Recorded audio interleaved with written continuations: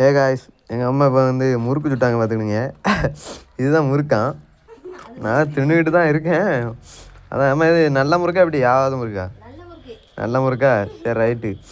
பூனை இங்கே விரட்டி விடு. பூனை இங்கே வா.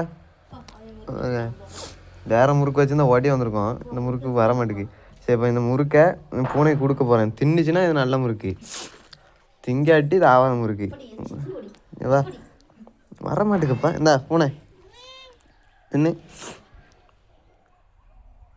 திங்கவில்லை. இதுலேருந்து என்ன தெரிகிறது? இது ஆவாத முறுக்கு.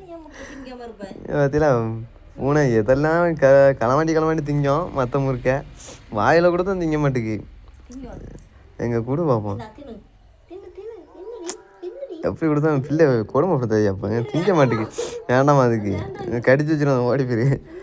சரி காய்ஸ், உங்கள் வீட்டில் எப்படி முறுக்கு தந்து கொடுமைப்படுத்துகிறாங்கன்னா கீழே ஒரு கமெண்ட் பண்ணுங்கள். எங்கே திங்க அது துப்பிக்கிட்டு இருக்கு.